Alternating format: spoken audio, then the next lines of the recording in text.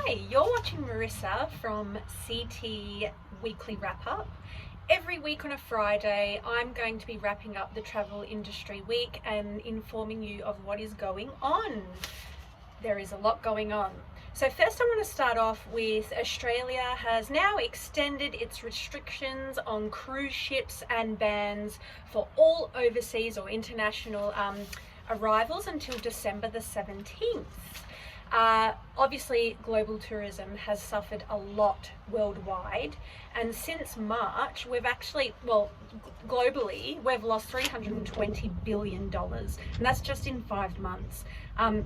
Losses in Australia are up to 10 billion per month. So the travel and tourism industry is suffering at the moment.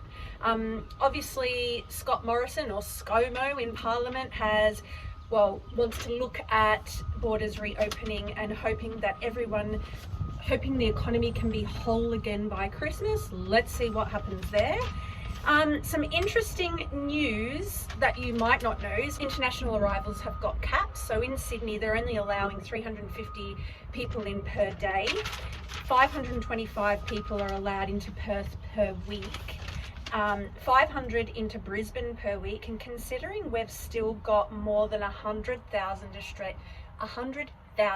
Australians still overseas trying to come back into the country is actually really sad. Trying to get home with these caps, I don't know how much longer it's going to take for them to come home with these caps. Another thing, Qatar Airlines were helping Australians come home, except because of the constant changing and the constant caps and everything, they've now said no more. They're not having any more flights for the time being into Australia until Australia can sort out their stuff. Some other updates are American Airlines, Delta and United Airlines are all scrapping their change fees indefinitely for all their domestic flights, so internally within US.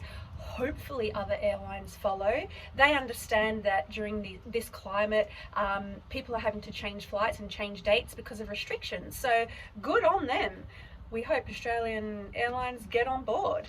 Air Asia have introduced a levy of $7.25 for those who want to check in face-to-face at the airport.